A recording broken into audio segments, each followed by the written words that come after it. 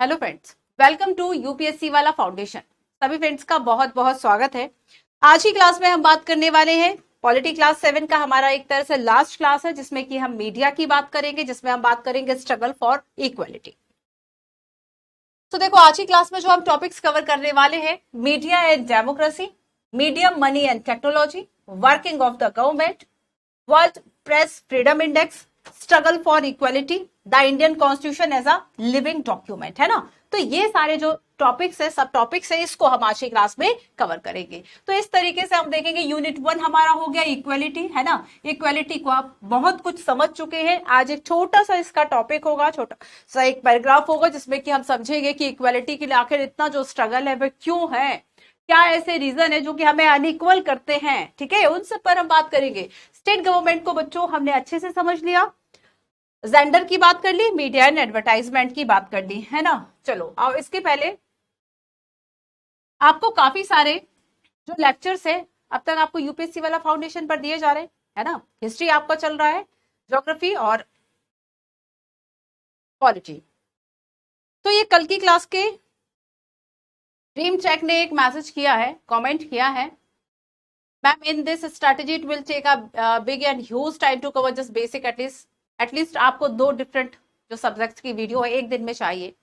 तो स्टार्ट हमने किया है, क्योंकि स्टार्टिंग में भी आप सभी से ये प्रॉमिस किया गया था कि शुरुआत में हम थोड़ा सा स्लो चलते हैं, क्योंकि ये 24 और 25 के बच्चों के लिए है। इसके अलावा जो भी फ्रेंड्स चाहते हैं कि बहुत ही जल्दी चीजें कवर हो जाए, तो यूपीएससी वाला, है ना, पीडब्ल्यू ओनली आईएएस और PW only IAS Hindi medium, ये 2 चैनल और ऐसे हैं जिस पर कि आपको एडवांस वीडियो मिलती है। तो सब कुछ ऐसा थोड़ी कि हमें सारी चीजें यहीं से कवर करनी है। ये है बेसिकली आपका फाउंडेशन मजबूत करने के लिए, आपके बेसिक्स स्ट्रॉन्ग करने के लिए। अभी आपके 3 जो सब्जेक्ट है वह चल रहे हैं, पैरेलल चल रहे हैं। ठीक है, आपको उसको कवर अरे भाई, जो पढ़ाया जा रहा है वो तो कवर करो, इसके पीछे मत भागो कि मैम कंप्लीट करा दो। कुछ नहीं होता बच्चों, आपको लगता है कंप्लीट करके बैठ भी जाओगे ना, अगर तब भी अगर रिवाइज नहीं करोगे और एमसीक्यू सॉल्व नहीं करोगे, आंसर राइटिंग प्रैक्टिस नहीं करोगे, तब भी कुछ नहीं होने वाला कि भाई कंप्लीट हो गया। यूपीएससी वाला पे कई चीजें कंप्लीट है, ठीक है, हिंदी मीडियम पे भी कई चीजें जो है वह कंप्लीट है उस चैनल्स पर। तो वहां से आप चीजों को कवर कीजिए अगर आपको लगता है कि बेसिक्स आपका हो चुका है। तो यहां पर अभी हम चल रहे हैं 3 अपने चैप्टर्स सब्जेक्ट को लेकर, इन तीनों को स्ट्रॉन्ग तरीके से हम लेकर आगे चलते हैं। अगर आपको लगता है कि आप कम पढ़ रहे हैं, आपको लगता है कि कम क्लासेस हो रही है, तो आप कर क्या सकते हो वो मैं आपको बता देती हूँ। मैं हर क्लास में होमवर्क देती हूँ, जो कि आपका जुड़ता है किससे, स्टार्ट जो आपका एडवांस पोर्शन है उससे। ठीक है, जैसे कि आज मैं आपको मीडिया बताऊंगी, मैं मीडिया में आपको इतना ज्यादा होमवर्क दे दूंगी, और मीडिया का जो कनेक्शन है मैं पूरा आपका इस टॉपिक का कैसे आपके यूपीएससी मेंस में कहां कहां ये जुड़ेगा वो सारी चीजें बता दूंगी। आप वो सारी चीजें किया करो ना, ऑलरेडी पढ़ने के लिए बहुत है, धीरे धीरे करते रहो, है ना, धीरे धीरे करते रहो। आपका बेसिक, आपका फाउंडेशन जो काफी मजबूत हो जाएगा। रानी, हाँ अच्छा, ओके, रानी ने बताया है क्या क्या पढ़ाया है मैंने, अच्छी बात है, धन्यवाद। ठीक है, एक स्टूडेंट का कमेंट और था,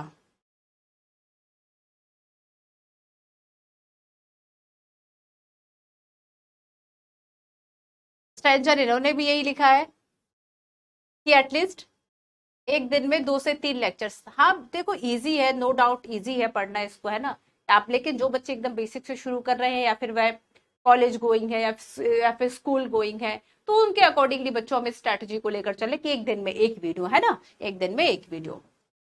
एक बच्चे ने और कमेंट किया था एक सब्जेक्ट को लेकर, वो मिल नहीं रहा मुझे, शुरुआत में ही था शायद, और उसे कंफ्यूजन था,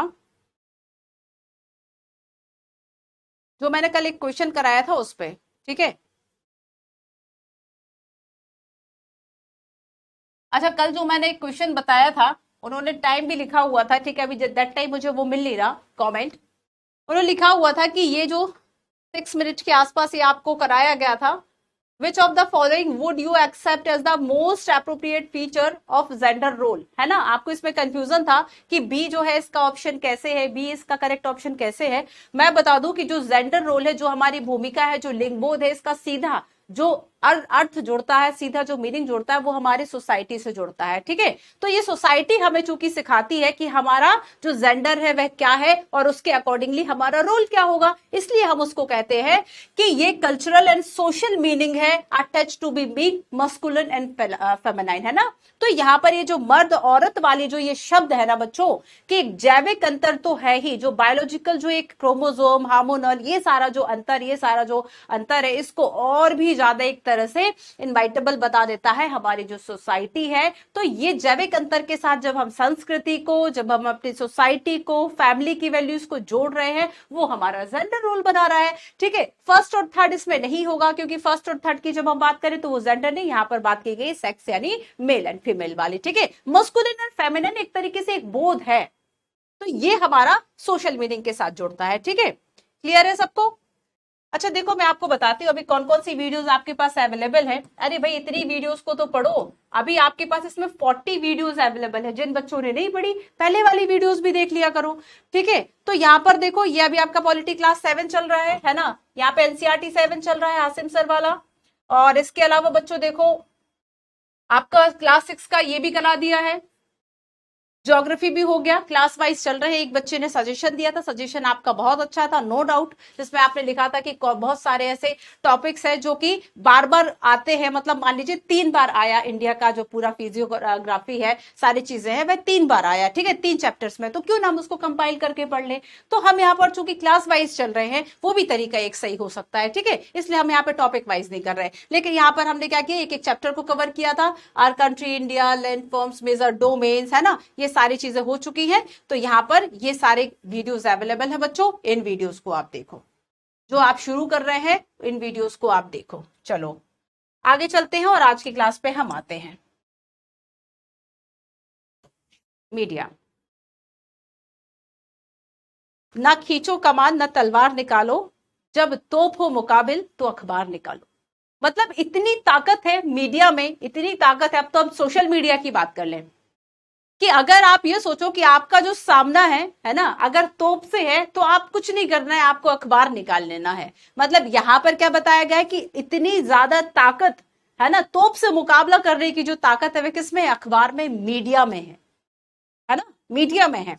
सो बेसिकली बच्चों, ये जो चैप्टर है, ये इसमें कुछ बातें ही बताई गई, लेकिन हम इसको समझेंगे आपके पूरा मेंस के अकॉर्डिंगली भी।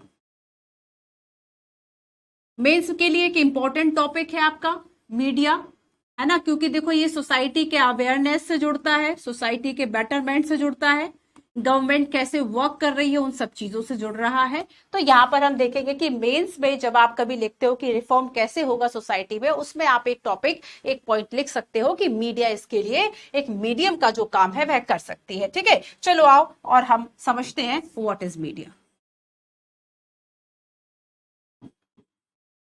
What is media?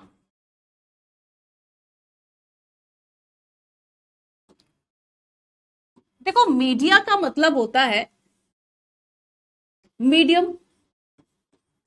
मीडिया जो है ना, इसका मतलब क्या होता है, मीडियम। मीडियम का मतलब क्या हुआ, किस माध्यम से हमने अपनी बात को कहा।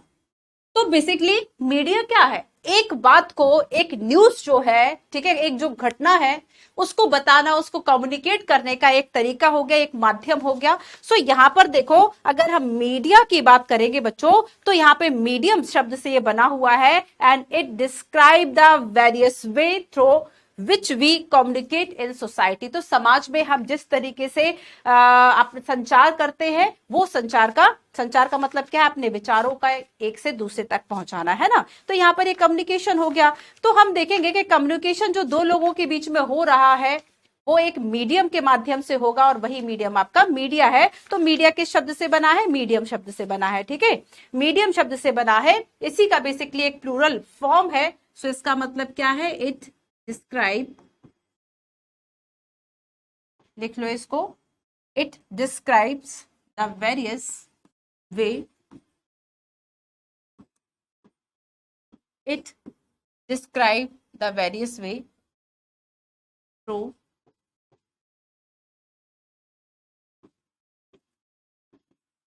which we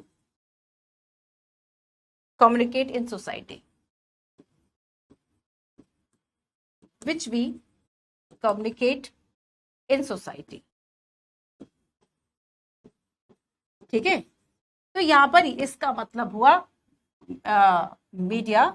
ठीक है, मीडिया जो कि मीडियम वर्ड से जो है वह बना हुआ है, और यहां पर इसका मतलब क्या है कि हम समाज में विचारों का आदान प्रदान करते हैं। इस लाइन को भी लिख लो, समाज में पहले आपको हो सकता है जब समाचार पत्र और ये चीजें ना हो, विचारों का आदान प्रदान। जब शुरुआत में टेलीविजन है, रेडियो है, इन सभी चीजों का आविष्कार नहीं हुआ होता था, तब हाँ पड़ोस में क्या हो रहा है या गांव मोहल्ले में क्या हो रहा है, हो सकता है आपको ये चीजें जो है वह माउथ पब्लिसिटी से पता चल जाए, लेकिन इसके अलावा और बाकी किसी देश में क्या हो रहा है, दूसरी इंटरनेशनल बाउंड्री में क्या हो रहा है, वो हमें नहीं पता। लेकिन आज एक छोटी सी घटना होती है, आज मान लीजिए न्यूयॉर्क के एक शॉपिंग मॉल में एक छोटी सी घटना हुई है ना, अब तो आपको भाई जब से सोशल मीडिया, रील्स, शॉर्ट्स अभी ये जिस तरीके से चलने लगे हैं, अब तो आपको बहुत छोटी छोटी सी चीजें जो है वह देखने को मिल जाती है किसी भी सोसाइटी के बारे में, कि आखिर वह जो है वह कैसा है, मतलब सारी चीजें आपको पता चल जाती है ना। तो अब तो जो हमारे लिए इंफॉर्मेशन अच्छी है, जो इंफॉर्मेशन अच्छी नहीं है, सारी चीजें अब हमें पता चल रही है। अननेसेसरी चीजें भी बाढ़ आई हुई है अब तो भाई सोशल मीडिया की, है ना। और इसलिए यूपीएससी ने सीसेट में जो आप, अच्छा एक बात आप नोटिस करना जो मैंने भी की, ठीक है, एज अ स्टूडेंट भी, एज अ एजुकेटर भी, सीसेट का जब क्वेश्चन आप देखोगे उसमें जो पैसेज होते हैं वो केवल पैसेज नहीं है, वो एक तरीके से जैसे कि बहुत इंपॉर्टेंट पॉइंट होता है वो पैसेज में।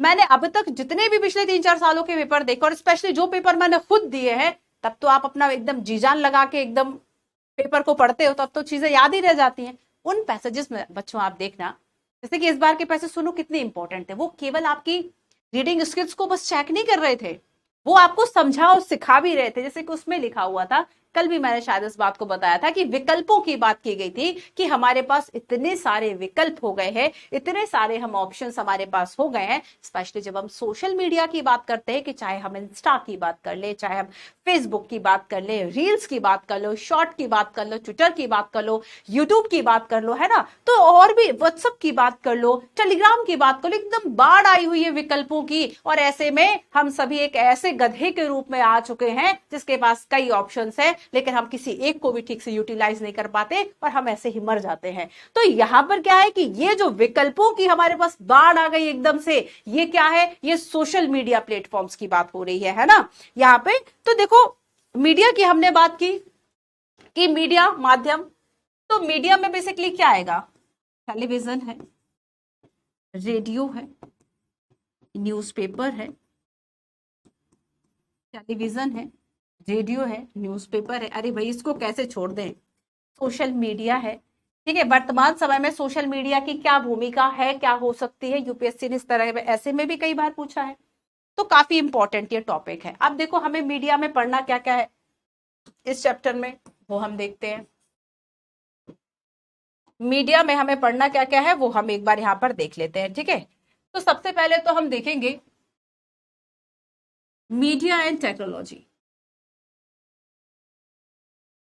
पहले हमारे पास जब प्रिंटिंग प्रेस नहीं था ना, तब हमें न्यूज़पेपर हम कैसे छापेंगे, खुद सोचो।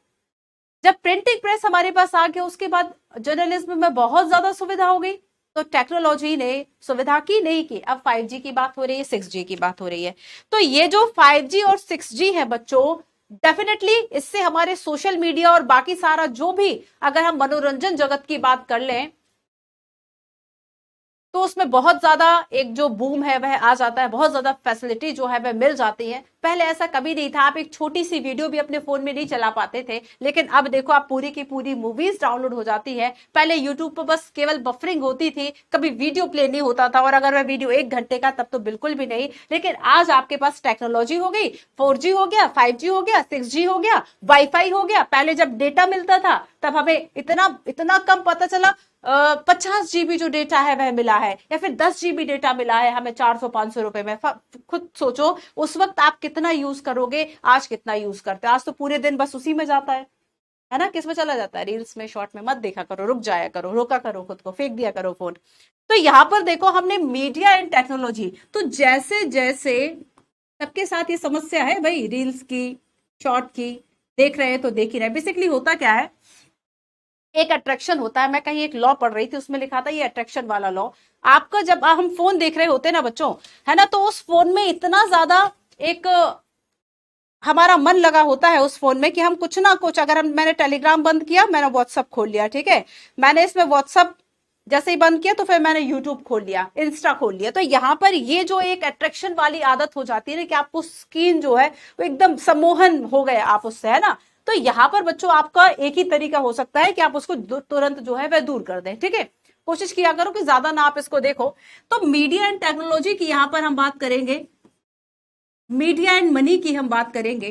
पहले जब दूरदर्शन पे केवल एक ही जो समाचार जो एक देता था, ठीक है, जो वक्ता था वो बैठा रहता था, न्यूज रीडर, एक सामान्य से कैमरे से रिकॉर्डिंग हो रही है और केवल एक चैनल था दूरदर्शन, तो उस पर रिकॉर्डिंग हो रही, तब उतना खर्च नहीं था। लेकिन आज आप देखो, आज वायुयानों से, आज एरोप्लेन के माध्यम से या फिर ड्रोन के माध्यम से आप देखोगे कि जो रिकॉर्डिंग है वह हो रही है, ऑडियो वीडियो रिकॉर्डिंग हो रही है। तब ऐसे में आपको नहीं लगता कि इसमें पैसा पहले जो लगता था और आज जो लगता है उसमें जमीन आसमान का तो एक फार डिफरेंस आया होगा।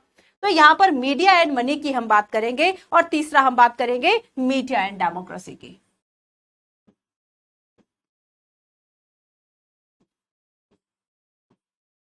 मीडिया एंड डेमोक्रेसी, ठीक है, मीडिया एंड डेमोक्रेसी की। हाँ, एक और इंपॉर्टेंट इसमें पॉइंट है कि अगर हम बात करें कि क्या जो मीडिया है वह इंडिपेंडेंट है, तो इंडिपेंडेंट मीडिया की भी हम बात कर लेंगे।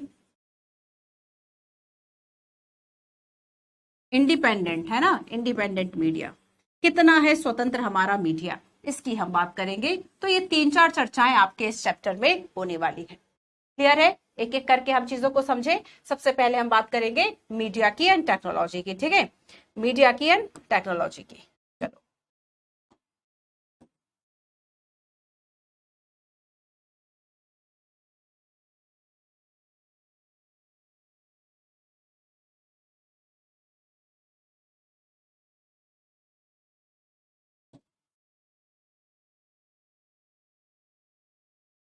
मीडिया एंड टेक्नोलॉजी कैसे, आखिर जो जैसे जैसे हमने टेक्नोलॉजी का विकास किया, ठीक है, वैसे वैसे मीडिया में कैसे हमारी तरक्की होती गई, कैसे कैसे हमें मीडिया के जो साधन है वह बढ़ते गए, इन सभी चीजों पर हम चर्चा करते हैं, मीडिया और टेक्नोलॉजी, ठीक है, कि जो मीडिया है वह तकनीक से कैसे जुड़ रहा है, मीडिया जो है वह तकनीक से कैसे जुड़ रहा है और कैसे हमें इससे जो बेनिफिट है वह हो रहा है।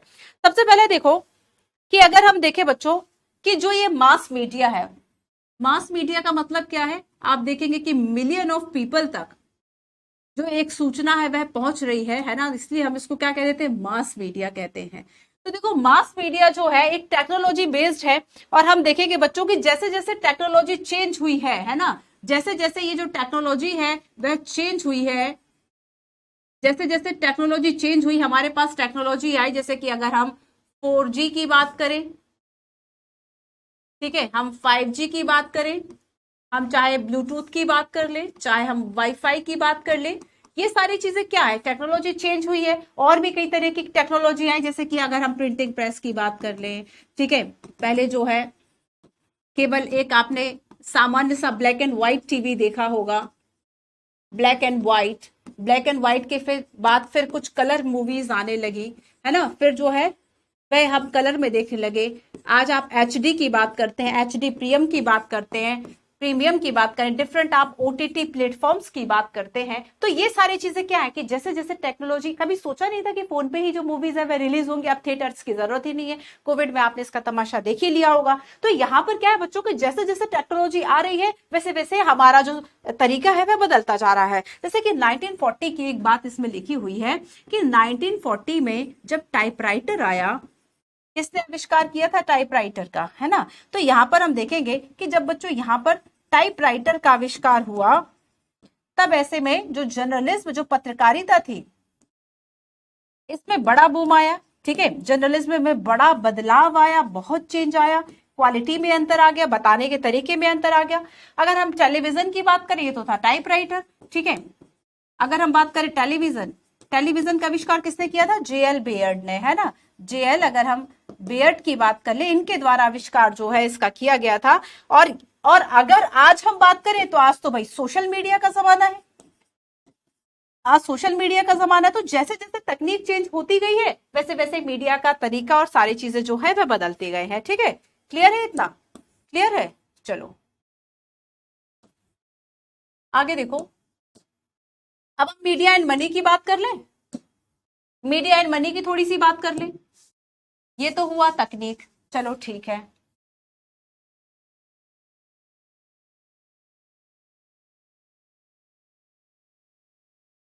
तकनीक हो गया, अब हम मनी की बात करें। तो पहले हमारे जो न्यूज रीडर थे, अगर एक से काम चल जाता था तो पहले इतना ज्यादा जो एक्सपेंस है वह नहीं था हमारा। लेकिन अब अगर हम देखेंगे तो जो मास मीडिया है वह बहुत ज्यादा एक्सपेंसिव हो गया है ना। जो मास मीडिया है बहुत ज्यादा एक्सपेंसिव हो गया है। खुद बताओ, अगर ये इतना एक्सपेंसिव है, अगर इसका जो खर्चा है वह इतना ज्यादा बढ़ गया है, तब ये अपने खर्चे जो है वह कैसे मैनेज करेगा। पहले जो कॉस्ट बहुत कम आती थी, अब ये जो कॉस्ट है वह बहुत ज्यादा बढ़ चुकी है ना। अगर हम इस कॉस्ट की बात करेंगे बच्चों, कॉस्ट बहुत ज्यादा बढ़ चुकी है। तो कॉस्ट, और इसलिए इन्हें बहुत सारे पैसों की भी जरूरत होती है, a lot of money. A lot of money इन्हें क्यों चाहिए? इन्हें चाहिए न्यूज स्टूडियो के लिए। अब देखना ये कैसे जो है धीरे धीरे मीडिया जो है वह अब अपने स्तर से गिरता जाएगा, क्योंकि इसको पैसों की आवश्यकता है। तो जब हम न्यूज की बात करेंगे, न्यूज़पेपर न्यूज स्टूडियो लिखते हैं, ठीक है, न्यूज स्टूडियो से समझते हैं। तो जैसे कि न्यूज स्टूडियो है, अब आपको क्या क्या चाहिए इस न्यूज स्टूडियो में? अगर आपने 15 अगस्त और 26 जनवरी की परेड की अगर आपने तैयारियां सिर्फ देखी हो, सिर्फ तैयारियां देखो, और आप देखोगे कि क्रेन से शूटिंग हो रही है, तो पहले जो एक सड़क पे खड़े होके एक छोटा कैमरा लेके शूट कर रहा था, अब वो जाके आसमान में जाके शूट कर रहा है। आपने देखा होगा कि वायुयानों को, मतलब जो एरोप्लेन और जो शो हुए थे, एयरक्राफ्ट जो शो हुए थे, उनको मतलब बादल, मतलब हम कहेंगे कि ऊपर जाकर ही उनको शूट किया गया दूसरे एरोप्लेन से, तो उस पर खर्च नहीं आया होगा। अब का जो आप एक्सपेंसिव जो देख रहे हो कि अब कितना एक्सपेंसिव हो गया है, इसके लिए बहुत सारे पैसों की जरूरत पड़ती है। तो हम न्यूज स्टूडियो की बात करें, ठीक है, इसमें आपका न्यूज रीडर होगा, न्यूज रीडर होगा, ठीक है, पूरी ब्रॉडकास्ट की टीम होगी, पूरी ब्रॉडकास्ट की टीम होगी, ठीक है, कैमरा होगा, कैमरामैन होगा। ये तो मैं कुछ की चीजें बता रही हूँ, और तो बहुत सारे रिसोर्सेज की जरूरत होती है। टेक्नोलॉजी होगी, वह किस टेक्नोलॉजी का यूज करते हैं, टेक्नोलॉजी होगा। अब इसके लिए अगर इन्हें पैसा चाहिए तो मनी इन्हें कंट्रोल करेगा नहीं करेगा? देखो, आपको जिस चीज की जरूरत है वो जरूरत आपको जरूर कंट्रोल करती है। जैसे कि अगर आप लालची है तो आपको पैसा खींचेगा ही खींचेगा, है ना। अगर आपको किसी चीज की जरूरत है आपको वो चीज खींचेगी। तो यहां पर अगर पैसे की जरूरत है तब क्या ये स्वतंत्र रह पाएगा? नहीं रह पाएगा। हम देखेंगे बच्चों कि इसको जरूरत है किसकी? ऐसे विज्ञापनों की जो इसको करोड़ों रुपया दे दें, है ना। तो आप देखोगे कि जितना ज्यादा ये एडवर्टीजमेंट से कमाते हैं, अगर हम एडवर्टीजमेंट की बात कर ले, एडवर्टाइजिंग की बात कर ले, जो डिफरेंट एड आप देखते हो एक मूवी के बीच में, जैसे कि मान लो अगर केबीसी आ रहा है या फिर अभी आईपीएल चल रहा है, तो आईपीएल के बीच में, चूंकि आईपीएल को बहुत आप देखेंगे कि बहुत ज्यादा लोग देख रहे हैं, फॉलो कर रहे हैं, आईपीएल के बीच में उसी का एड दिखाया जाएगा जो कि एक अच्छी खासी रकम देगा, है ना। तो यहां पर हम देखेंगे कि जो एडवर्टीजमेंट है इससे बहुत ज्यादा जो पैसा है इनको मिल जाता है। और अगर इन्हें पैसे की जरूरत है और एडवर्टीजमेंट अगर वह गुटखा, पान मसाला, शराब का है, तब भी ये दिखाएंगे। क्यों? क्योंकि उस कंपनी के पास पैसा और वो पैसा देगी, तब ये सोशल अवेयरनेस के बारे में नहीं सोचेंगे, तब ये नहीं सोचेंगे कि सोशल वेलफेयर हो जाए, तब ये सोचेंगे हमें पैसा मिल जाए। ये दिखाई नहीं सकते कि भाई सॉफ्ट ड्रिंक मत पियो। बहुत मुश्किल से ये मीडिया और सारी चीजों में आया अभी भी, लेकिन आप ड्यू के, माउंटेन ड्यू, डर के आगे जीत है ना। तो कैसे कैसे आप एडवर्टीजमेंट ऐसे है कि आप भाई बिस्किट देख लोगे आपका खाने का मन कर जाएगा, भले उसमें स्वाद बिल्कुल ना हो। क्यों? क्यों ऐसा क्यों कर जाएगा? उसको दिखाया जाता उस तरीके से। तो यहां पर हम देखेंगे कि जो एडवर्टीजमेंट आपको दिखाया जाता है वो आपके माइंड को कंट्रोल कर रहे होते हैं एक तरीके से, ठीक है। आप वैसा दिखने की कोशिश करते हैं, हम वैसा पहनने की कोशिश करते हैं, हम वैसा खाने की कोशिश करते हैं। एडवर्टीजमेंट पर कंपनियां बहुत खर्च करती है, करोड़ों रुपया खर्च करती हैं, ठीक है। करोड़ों रुपया जो है वह एडवर्टीजमेंट पर खर्च किया जाता है। और अगर मान लो जैसे आप बहुत सारे यूट्यूब चैनल्स की बात कर लें जिनके मिलियन ऑफ फॉलोअर्स हैं, उनको भी एटलीस्ट इस तरह की जो चीजें हैं, प्रमोशनल जो एक्टिविटीज है उसका पार्ट हो जाते हैं। क्यों? बिकॉज ऑफ पैसा, है ना, बिकॉज ऑफ मनी। क्यों? क्योंकि इनको पैसे की जरूरत है, क्योंकि नई टेक्नोलॉजी अगर ये चाहते हैं उसके लिए इन्हें पैसों की जरूरत है। तो यहाँ पर हम देखेंगे कि सॉफ्ट ड्रिंक में जो है पेस्टिसाइड्स इसका यूज नहीं करेंगे। वो काम करेंगे भाई फिर बाबा रामदेव कि वो आएंगे और टॉयलेट जो शीट है उसको धो के दिखा देंगे कि देखो जो कोक है या फिर बाकी सारी जो कंपनियां हैं जिसका आप सॉफ्ट ड्रिंक पी रहे हो, अगर ये इतना ज्यादा यूज इन शीट पर कर रही है, इन टाइल्स पर वर्क कर रही है, इतना ज्यादा साफ कर दे रही है, आपके शरीर का क्या होता होगा। बहुत मुश्किल से ये चीज जो है वह स्वीकार की थी एडवर्टीजमेंट वालों ने, टीवी ने, और ये सारी चीजें बताना वो शुरू हुए थे कि भाई ये चीजें जो है वह हमारे स्वास्थ्य के लिए, हेल्थ के लिए हार्मफुल है। आप देखो कि जैसे कि, चलो खैर वो सारी चीजें आगे बताऊंगी। तो यहां पर हमने मीडिया एंड मनी की बात कर ली, ठीक है, मीडिया एंड मनी की बात कर ली। अब हम थोड़ी सी बात जो है मीडिया एंड डेमोक्रेसी की करते हैं, ठीक है। थोड़ी सी बात यहां पर हम करते हैं किसकी? Media and democracy. चलो, हम सभी को पता है कि जो मीडिया है वह चौथा स्तंभ कहा जाता है, ठीक है। जो मीडिया है वह चौथा स्तंभ कहा जाता है। कैसे कहा जाता है आओ बताती हूं मैं आपको। जैसे कि अब तक हमने कहा कि सरकार के 3 अंग है, एक तो जुडिशरी न्यायपालिका, एग्जीक्यूटिव कार्यपालिका, और आपका लेजिस्लेटिव यानी विधायिका, ठीक है।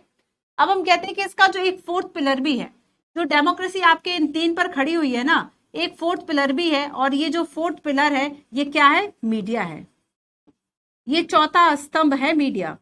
तो डेमोक्रेसी में जब लोगों को अपनी बात रखनी है, अपना जो ओपिनियन है वह सरकार तक पहुंचाना है, अपने व्यूज जो है वह सरकार तक पहुंचाने हैं, कोई नीति कोई पॉलिसी पसंद नहीं आई उस चीज को सरकार तक पहुंचाना है, तब वह मीडिया का सहारा लेगा। तो यहां पर मीडिया क्या करता है? ना केवल हमें न्यूज प्रोवाइडिंग करता है, प्रोवाइडिंग न्यूज, है ना केवल ये कर रहा है, बल्कि इसके अलावा हम देखेंगे कि जो गवर्नमेंट है वह किस तरीके से काम कर रही है इसकी भी सूचना हम तक पहुंचाता है कि सरकार जो है वह यहाँ पर करप्ट है, यहाँ पर जैसे कि अभी आप लेटेस्ट देखोगे कि शायद ये, चलो खैर ये उदाहरण बाद में देते हूँ, है ना। आप सोचते होंगे कि मैं बहुत सी चीजों को छोड़ देती कि बाद में दूंगी, मुझे लगता है कि आगे इससे आप ज्यादा अच्छे से रिलेट कर पाओगे, है ना, इसलिए छोड़ देती हूँ। तो आप देखोगे गवर्नमेंट क्या वर्क कर रही है, कौन सी स्कीम लेकर आई है। अगर मान लीजिए वह आयुष्मान भारत की बात कर रहे हैं, फिर गवर्नमेंट और योजनाओं की बात कर रहा है, तो वो सारी योजनाएं आप तक कैसे पहुंच रही है? मीडिया पहुंचा रहा है।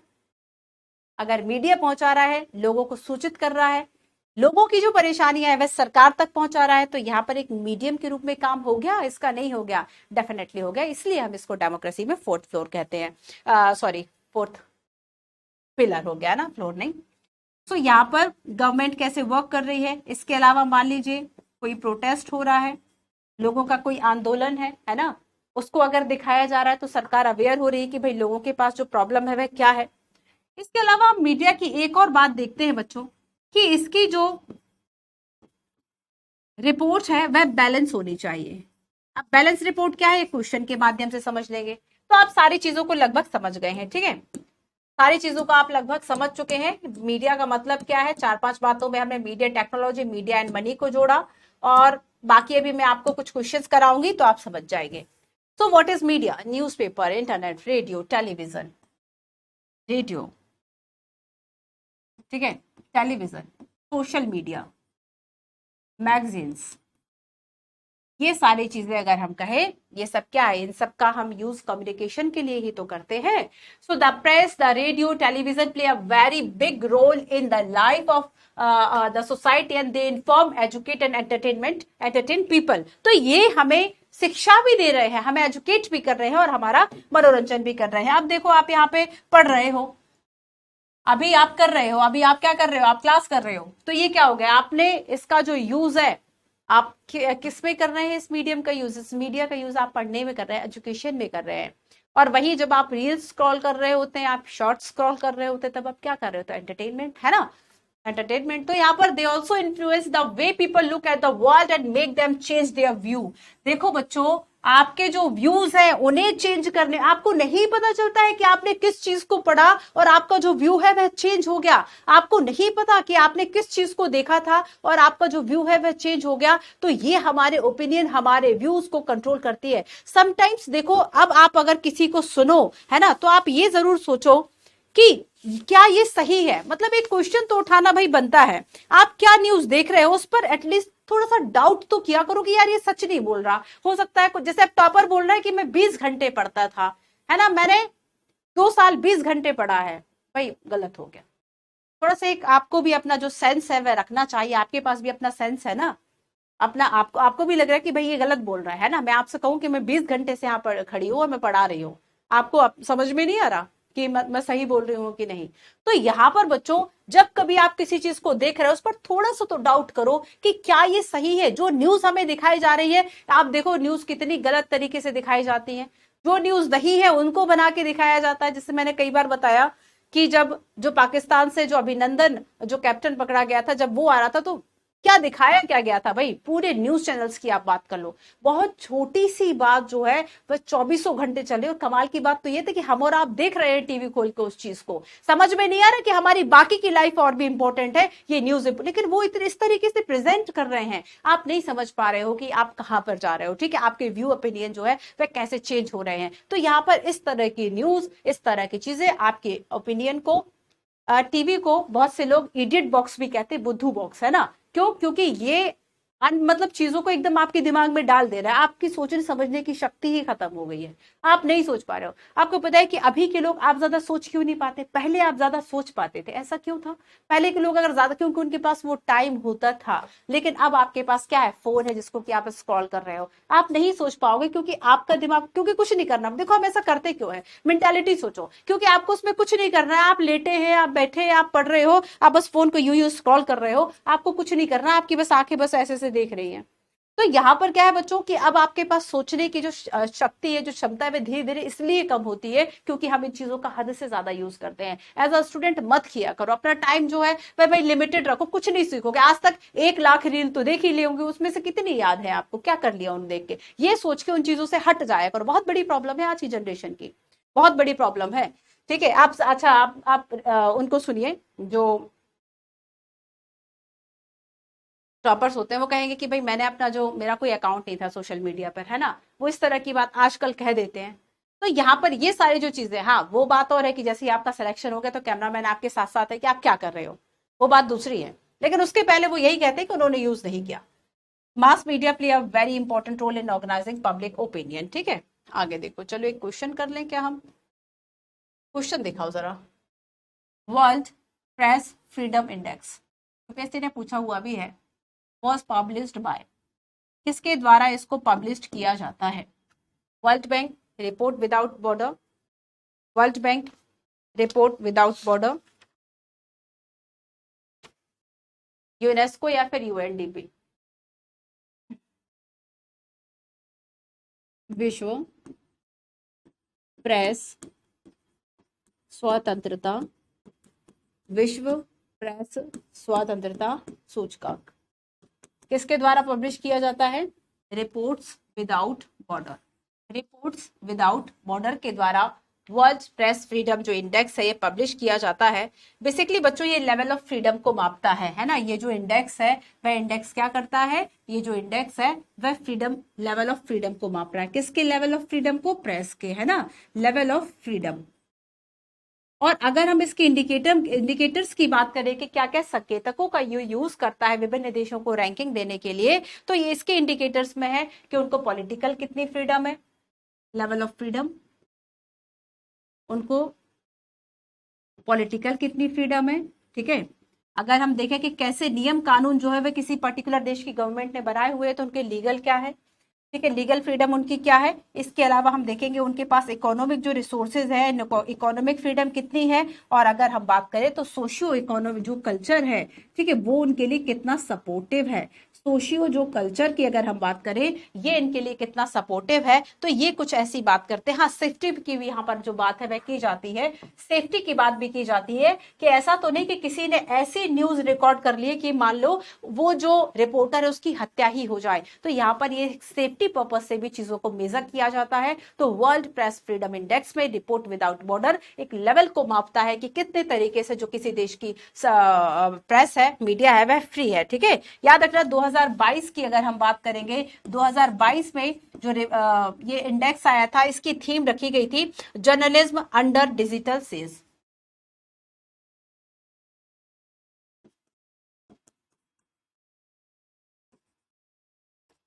जर्नलिज्म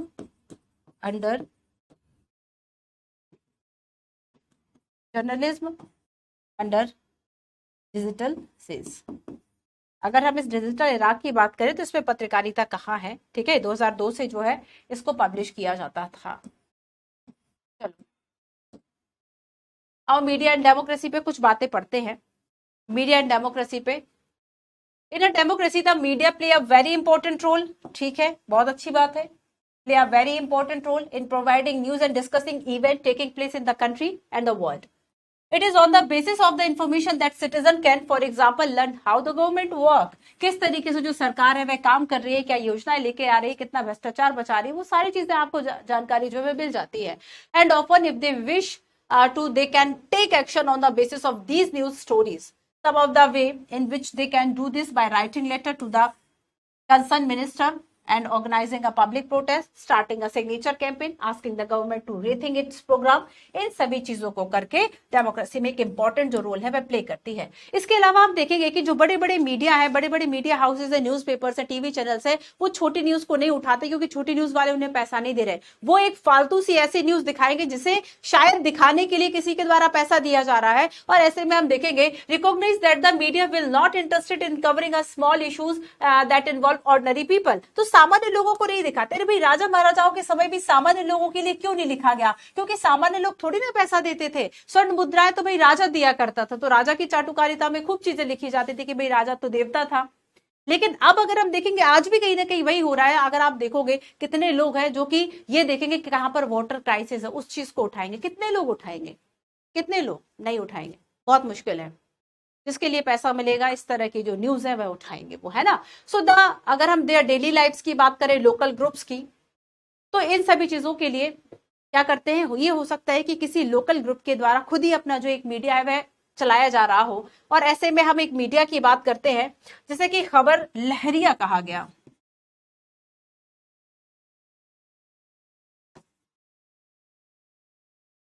खबर लहरिया एक लोकल न्यूज़पेपर, इसकी बात यहां पर की गई है, ठीक है। जिसे कि चित्रकूट डिस्ट्रिक्ट जो यूपी है, यहाँ की जो 8 दलित वुमेन्स है उनके द्वारा लोकल लैंग्वेज में लिखना शुरू किया। Dalit issues, violence against the women, political corruption, इन सब चीजों को लिखना जो है वह शुरू किया। और ये जो न्यूज़पेपर में 8 पेजेस का आता था। जैसे कि आज आप द हिंदू की बात करें, इंडियन एक्सप्रेस की बात करें, आप हिंदी में चाहे जनसत्ता की बात करें, राष्ट्रीय संस्करण जो दैनिक जागरण का उसकी बात करें, हिंदुस्तान की बात करें, तो ये सारे जो न्यूज़पेपर हैं, ठीक है, आप देखो, आप कभी इनकी न्यूज देखो, अब आपको दिखेगा, समझ में आएगा कि कौन एंटी गवर्नमेंट है, कौन नहीं है, कहां से इसको कैसा पैसा मिल रहा होगा, आप चीजों को समझ पाओगे। तो यहाँ पर हम देखेंगे कि अगर हमें इस तरह के मुद्दे उठाने हैं तो यहाँ पर जरूरी नहीं है कि मीडिया उस चीज को तवज्जो दे। कभी कभी मीडिया ऐसी न्यूज को इंपॉर्टेंट ही नहीं बनाती जो वास्तव में इंपॉर्टेंट होती है और जो चीज दिखानी चाहिए थी। तो निष्पक्ष मीडिया का होना बहुत जरूरी है। हमारी डेमोक्रेसी में निष्पक्ष मीडिया नहीं है। और ये चीज आप मीडिया के नेगेटिव में लिखो,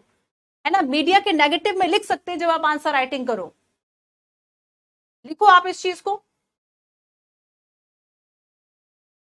तो जो वर्ल्ड प्रेस फ्रीडम इंडेक्स है, the violence against journalist, the political partial media and the concentration of the media ownership all demonstrate that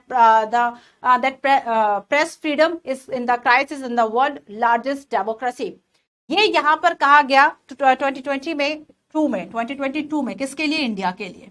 और यहाँ पर ये कहा गया कि भाई वर्ल्ड की जो लार्जेस्ट डेमोक्रेसी है वहां पर कुछ प्रॉब्लम्स हैं। फॉर एग्जाम्पल अगर हम कश्मीर की बात कर ले, आपको पता है कि हमारी जो रैंकिंग है, इंडिया की जो रैंकिंग है, वो रैंकिंग कम हो गई थी। ये रैंकिंग जो है हमारी कम हो गई थी। क्यों कम हो गई थी? क्योंकि अगर हम आर्टिकल 370 की बात करें, ठीक है, आर्टिकल 370 जिसमें जम्मू कश्मीर का स्पेशल स्टेटस का जो दर्जा है वह हटा दिया गया था, स्पेशल स्टेटस जो हटा दिया गया था, उसके चलते जो है काफी हिंसा और चीजों को देखा गया। वहां पे आप देखोगे कि इंटरनेट को अगर आए दिन जाके बैन किया जाता है। अगर हम इंटरनेट शटडाउन की बात करें, इंटरनेट शटडाउन का मतलब क्या है? इंटरनेट को, सेवाओं को बंद कर देना। जैसे कि आप देखो कहीं पर अगर कोई प्रॉब्लम होती है तो इसको बंद कर दिया जाता। तो इंटरनेट अगर शटडाउन बार बार किया जा रहा है, तब ऐसे में ये भी एक तरह से प्रेस के लिए, मीडिया के लिए, एजुकेशन के लिए, बिजनेस के लिए, सभी के लिए खराब है। और ऐसे में यहाँ से भी जो रैंकिंग है वह कम हो जाएगी, ठीक है। और अगर हम जर्नलिस्ट की बात करें तो कम से कम कई जो हत्याएं हैं वह कुछ न्यूज को कलेक्ट करने के लिए रिपोर्टर्स की गई, चाहे उन्होंने कोई ऐसी न्यूज दिखानी चाहिए हो जो किसी मिनिस्टर से रिलेटेड हो या फिर किसी माफिया से रिलेटेड हो और उनकी हत्याएं हुई हैं। और ऐसे में वर्ल्ड प्रेस फ्रीडम इंडेक्स की अगर हम बात करें तो यहाँ पर जर्नलिज्म जो कैरेक्टर और चीजें हैं वह कम हुई। मेंस का एक क्वेश्चन है, explain the significance of media in a democracy. पहली लाइन इसमें क्या लिखोगे बताओ जरा मुझे, पहली लाइन इसमें क्या लिखोगे? अगर आपको ये लिखने के लिए दिया जाए तब आप क्या लिखोगे? अगर मैं ये कहूं कि आप सबसे पहले तो ये लिखो कि एक डेमोक्रेसी में फोर्थ जो पिलर है, चौथा स्तंभ है ना, फोर्थ पिलर के रूप में मीडिया का बहुत ही ज्यादा इंपॉर्टेंट रोल है ना। मीडिया का जो रोल है वह कैसा, बहुत ही ज्यादा इंपॉर्टेंट है, बहुत ही ज्यादा सिग्निफिकेंट है। पहली लाइन तो आपको ये लिखनी है, ठीक है। क्यों है? क्योंकि हम देखेंगे कि यह लोगों के मुद्दों को उठाती है। अगर हम पीपल्स इशू की बात करें, डिफरेंट डिफरेंट इश्यूज की बात करें, ऐसे मुद्दों की बात करें जो वास्तव में अवेयरनेस को लेकर आते हैं, तो यहाँ पर हम देखेंगे कि एक तरीके से इन्फॉर्म का काम भी कर रही है मीडिया, ठीक है। हम देखेंगे कि जो पॉलिसी मेकिंग हो रही है, जो नीतियां बना रही है गवर्नमेंट, बनाई जा रही है, उन पॉलिसी मेकिंग में उन बातों का ध्यान रखा जाता है जो लोगों के द्वारा मुद्दे उठाए गए थे। तो यहाँ पर इस तरह की चीजें करेगा, है ना। अब देखो, अगर हम आज सोशल मीडिया की बात कर ले तो हम देखेंगे बच्चों कि बेसिकली अभी जो पार्टिसिपेशन है, अभी जो भागीदारी है, जो पार्टिसिपेशन है, ये बहुत ज्यादा बढ़ गया है। क्यों? Because of social media. Because of social media. हो सकता है कि पहले आपकी जो पहुंच है, आप ट्रेन में सफर कर रहे थे, आपने जो है वह सेफ्टी आपको फील नहीं हो रही, आपको कोई और प्रॉब्लम थी, आपने एक ट्वीट किया, आपकी बात को तुरंत सुना गया। तो यहाँ पर हम देखेंगे कि आपकी प्रॉब्लम्स को उठाने के लिए जरूरी नहीं है कि आप एक न्यूज उसको लेकर आए, किसी टीवी वाले को बोले भाई आप ट्वीट कर दो। अब तो सोशल मीडिया के जमाने में उसकी अच्छी चीजें भी है, खराब चीजें भी है ना। सो यहाँ पर हम पार्टिसिपेशन की बात करेंगे तो अब सोशल मीडिया के चलते ये जो पार्टिसिपेशन है वह कैसा हो गया है, बढ़ चुका है, लार्जर हो चुका है। मैं आपको इंपॉर्टेंट टर्म्स बता रही हूँ, की टर्म्स है ना, लिखना आपने है अपनी भाषा में। आगे देखो बच्चों कि अगर हम लोगों की पार्टिसिपेशन बढ़ रहा है तो यहाँ पर जो वॉइस ऑफ द पीपल है, जो लोगों की आवाज है, वॉइस ऑफ द जो पीपल है, ठीक है, ये गवर्नमेंट तक पहुंच रही है। इसकी जो पहुंच है वह सरकार तक अब हो रही है। ऐसा नहीं कि कहीं अन्याय हो और सरकार को उसकी खबर ना हो। तो यहाँ पर आगे हम देखेंगे। अच्छा, प्रॉब्लम्स पर हम बातें हैं तो यहाँ पर देखो प्रॉब्लम्स में क्या है, फेक न्यूज एक बहुत बड़ी प्रॉब्लम है। होता कुछ है, दिखाया कुछ है, ठीक है। प्रॉब्लम यहाँ पर क्या है, fake news. Fake news, paid news, जिनके लिए पैसा देकर दिखाया जा रहा है, फेक न्यूज, पेड न्यूज, ये सब प्रॉब्लम है। सेल्फ रेगुलेशन की बड़ी प्रॉब्लम है। सेल्फ रेगुलेशन ये एक प्रॉब्लम है, ठीक है। आप देखोगे कि लोकपाल बिल लाया गया था कि जो करप्शन है उसके लिए कंट्रोल किया जा सके। तो यहाँ पर आप देखो रोल में आप ये और चीजें ऐड कर सकते हो कि लोगों की आवाज को उठा रही है। और इसके अलावा आप इसके इंपॉर्टेंट रोल में ये दिखा सकते हो, आप इसके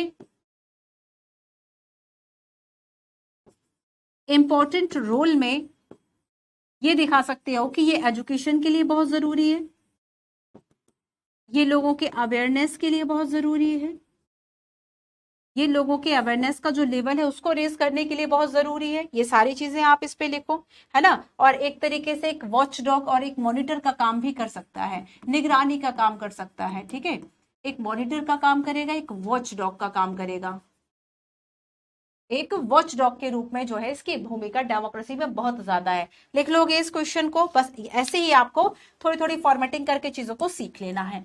आओ अब हम इसको जोड़ते हैं थोड़ा सा हमारे कॉन्स्टिट्यूशन से। आर्टिकल 19(1) कहता है, राइट टू फ्रीडम की बात हो रही है, 19(1)(a) of the constitution which state all citizens shall have the right to freedom of speech and expression, ठीक है। तो आर्टिकल 19(1)(a) क्या कहता है, सभी नागरिकों को भाषण और अभिव्यक्ति की स्वतंत्रता का अधिकार होगा। Freedom of press is also absolute. क्या कहा जा रहा है इसमें, प्रेस की स्वतंत्रता पूर्ण है, एब्सोल्यूट है। अच्छा एक बात ये देखो बच्चों, आपको लगता है कि अगर हम किसी को फ्रीडम दे दें पूरी तरीके से, फॉर एग्जाम्पल आपको स्वतंत्रता का अधिकार है ना, आपको अभिव्यक्ति की स्वतंत्रता का अधिकार है, आप रात में 12 बजे अपनी अभिव्यक्ति को दिखा रहे हो, 12 बजे आप इस तरह का साउंड बजाओ, इस तरीके से अपने जो जो भी आपके घर में साउंड सिस्टम है आप उसको कि पूरा मोहल्ला उसके लिए उठ जाए, है ना, तो यहाँ पर क्या आपकी ये फ्रीडम एब्सोल्यूट हो गई कि ठीक है आप करो, भले किसी और को प्रॉब्लम हो? तब ऐसा नहीं है। हमारे जो भी फंडामेंटल राइट्स हैं, याद रखना ये एब्सोल्यूट नहीं है। हमारे फंडामेंटल राइट्स एब्सोल्यूट नहीं है, वहां पर एक सीमा रेखा बन जाती है, एक डू नॉट क्रॉस की लाइन बन जाती है जब आप किसी और के एरिया में जाते हैं, जब आपकी फ्रीडम दूसरे के लिए परेशानी बन जाता है। आप कहते हो कि आपको अभिव्यक्ति की स्वतंत्रता का अधिकार है, आपको अगर जुलूस निकालने का अधिकार है, और एक ऐसा मान लीजिए एक ही रास्ता है जहां से स्कूल बसेस भी जाना है, हॉस्पिटल भी जाना है, ठीक है, सारा एक ही चौराहा था, आपने उसको जाम कर लिया एक प्रोटेस्ट के लिए, तब ऐसे में पूरी अव्यवस्था हो गई, पूरा शहर बंद पड़ गया, पूरे शहर में प्रॉब्लम्स हो गई, तब क्या आपको उसकी इजाजत दी जाएगी कि आपको वहां से हटाया जाएगा? तब ऐसे में आपका अधिकार नहीं है कि आप अपने प्रोटेस्ट, अपनी आवाज उठाने के लिए पूरे शहर को बंद घोषित कर दो। तो ऐसे में क्या है, एब्सोल्यूट नहीं हो सकता। तो यहां पर किसी की भी फ्रीडम, आपको लगता है कि प्रेस को हम इतना फ्री छोड़ सकते हैं कि ये चाहे तो हिंसा भड़का दे, दंगे करवा दे, हिंसा भड़का दे, दंगे करवा दे? इतना प्रेस को फ्री छोड़ रखा है क्या सरकार ने कि उस पर कुछ काम करती है? सेंसरशिप लगाती है, सेंसरशिप लगाती है। अगर आपकी कोई बात देश को तोड़ सकती है, देश की इंटीग्रिटी को खराब कर रही है, फ्रेटर्निटी को खराब कर रही है, एक हेट का माहौल, जो नफरत का माहौल है, सेफ नहीं है अगर समाज में चीजें, तब ऐसे अगर काम मीडिया करेगी तब उस पर डेफिनेटली उसको रोका जाएगा। तो यहां पर याद रखना है, freedom of press is also absolute no. क्या बताना था? सही हमें बताना था, आंसर ऑप्शन नंबर ए। ठीक है, अब देखो, तो यहां पर याद रखना है आपको एब्सोल्यूट नहीं है। सोमनाथ सिंह लाहड़ी का एक कथन है, इन्होंने कहा कि हमारे जो फंडामेंटल राइट्स हैं वो एक सिपाही के दृष्टिकोण से, एक पुलिस के दृष्टिकोण से तैयार किए गए हैं। एक आर्टिकल जहां आपको स्वतंत्रता देता है, उसके नीचे दूसरा जो आर्टिकल है वह आपसे उस मात्रा में वापस भी ले लेता है। ठीक वैसे ही जैसे आर्टिकल 19(1) और 19(2) है। ठीक है, जैसे कि आर्टिकल 19 जो 1 है ये आपको फ्रीडम ऑफ स्पीच की बात करता है। ठीक है, वाक और अभिव्यक्ति की अगर हम स्वतंत्रता की बात करें तो यहां पर हम देखेंगे कि ये आपका क्या कर रहा है, इसकी स्पीच की बात करता है, freedom of speech and expression, अभिव्यक्ति, वाक और अभिव्यक्ति की स्वतंत्रता। इंपॉर्टेंट है, याद कर लो, वाक व अभिव्यक्ति की स्वतंत्रता। ठीक है, freedom of speech and expression. लेकिन देखो अब एक दूसरा आर्टिकल इसमें जोड़ दिया, आर्टिकल 91 क्लॉज 2, और इस पे लगा दिया प्रतिबंध, इस पर रेस्ट्रिक्शंस लगाए गए। अब देखो रेस्ट्रिक्शंस का जो आधार है वह क्या है? रेस्ट्रिक्शंस का आधार है कि अगर आपकी बात से कोई मोरलिटी प्रभावित हो रही है, नैतिकता प्रभावित हो रही है, ठीक है, तब जाके आप देखोगे किसी गाने में, किसी वर्ड में कोई ऐसा टर्म है, जैसे कि आप अगर हनी सिंह के गाने सुनेंगे तो सरकार, मतलब कई बार किसी किसी कोर्ट में या फिर इस तरह के मामले आए और उसमें उसके गाने में जो कुछ शब्द थे उसको रोक दिया गया कि भाई इन शब्दों से आप, इतने ज्यादा फूहड़ और ऐसे अभद्र जो शब्द है जो सही नहीं है, आप उसका यूज नहीं कर सकते। तो यहाँ पर मनोरंजन के नाम पे आप ऐसा थोड़ी करोगे कि भाई फिल्म में कुछ भी दिखाएं, तो कहीं ना कहीं तो इन्हें रोका जाना चाहिए। मोरलिटी है ना, मोरलिटी इसका लिए एक टर्म है, रिस्ट्रिक्शन लगाने का एक बेस आपको प्रदान करता है। सेकंड हम कहें कि सिक्योरिटी, सुरक्षा के आधार पर आप ये बता दो कि भाई पीएम हाउस जो है, ठीक है, या फिर जो हमारा राष्ट्रपति भवन उसके इतने इतने गेट हैं, आप सारी चीजें बता रहे हो, यहाँ पर इतने लोग तैनात हैं, और तो आपने पूरी जानकारी जो है वह उस ग्रुप को भी दे दी है जो उसका मिसयूज कर सकता है। तो यहां पर इस तरीके से आप देखो ये बहुत बड़ा दुरुपयोग है। ठीक है, फॉर एग्जाम्पल जो न्यूज हमें दिखाई जा रही है कि अब देखो यहां पर जो है इस मॉल पर हमला हुआ है, इसके 4 रास्ते हैं, यहाँ पर टेररिस्ट है, ये चीजें हमने मूवी में देखी हुई है ना। अब मीडिया वाले हर एक चीज को कवर कर रहे हैं, तो जो बात पुलिस को पता चली वो बात टेररिस्ट ग्रुप को भी तो पता चल रही है। तो यहाँ पर ठीक है, मत दिखाओ, पुलिस अपना काम कर रही है, लेकिन नहीं, आपको हर चीज दिखा रही है कि यहाँ पे 3 दरवाजे हैं, 2 दरवाजे जो है वो पुलिस ने घेर रखे हैं, एक तरफ नहीं घेर रखा, उसके पूरा खाली है, वहां से लोग आ जा सकते हैं, है ना, तो वहां वही जो फायदा है वह टेररिस्ट को मिल जाएगा। तो यहाँ पर क्या है बच्चों कि अगर सिक्योरिटी पर्पज से कोई चीज है तब यहाँ पर इसको रोका जा सकता है। जैसे कि अगर आप RTI लगाते हो, राइट टू इंफॉर्मेशन, पर आप ये पूछो राइट टू इंफॉर्मेशन के तहत किसी अगर उससे नेशनल सिक्योरिटी को हार्म हो रहा है तब आपको वो इन्फॉर्मेशन नहीं दी जाएगी। अब यहाँ पर आप नहीं बोलोगे कि राइट टू इन्फॉर्मेशन जो है वो तो मेरा अधिकार है, आपका अधिकार है, लेकिन उस पर भी एक लिमिट लग गई ना, एब्सोल्यूट थोड़ी है कि कोई भी अधिकार आप कोई भी जो इन्फॉर्मेशन है वह मांगोगे। अगर देश की सुरक्षा से संबंधित है, देश की सुरक्षा को उससे हानि हो सकती है, देश की इंटीग्रिटी जो है वह उससे प्रभावित हो रही है, आपको वो इन्फॉर्मेशन नहीं दी जाएगी। ठीक है, तो यहाँ पर हम देखेंगे मोरलिटी है, सिक्योरिटी है, ठीक है, सोवर्निटी, इंटीग्रिटी की अगर हम बात करें, सोवर्निटी है, ठीक है, इंटीग्रिटी, देश की एकता अखंडता को अगर आप प्रभावित कर रहे हैं तो ऐसे में रोक लगाई जा सकती है। डेफिनेटली हम देखेंगे कि friendly relation with foreign state,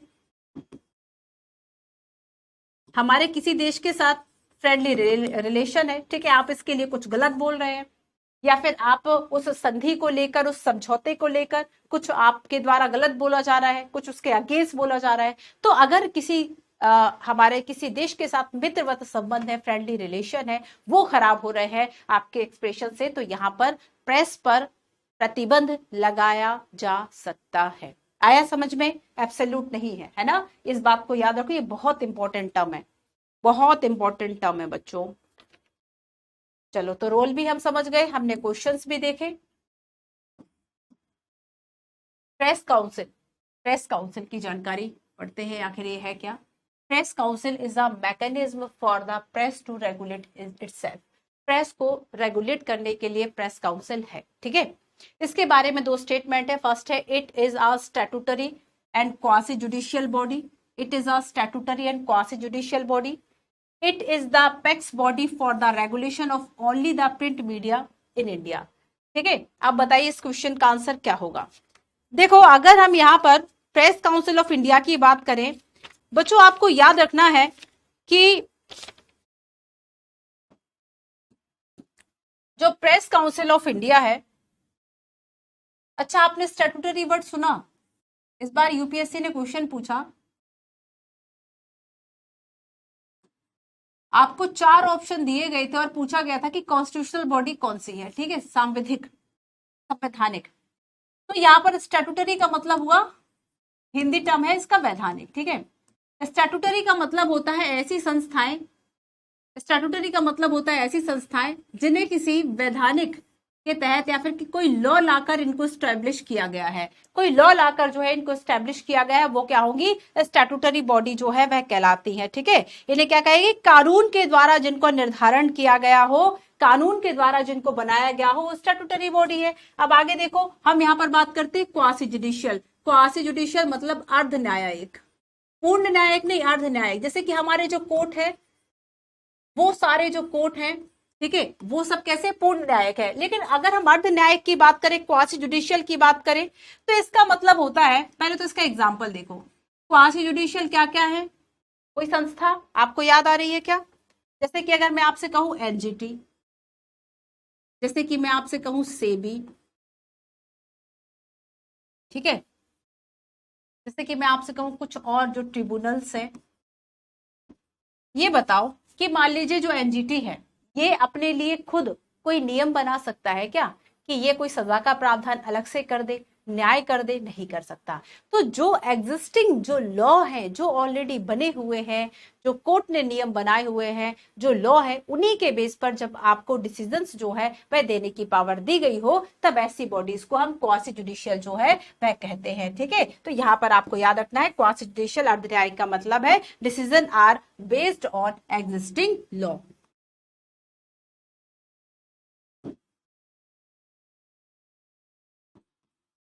का मतलब क्या हुआ,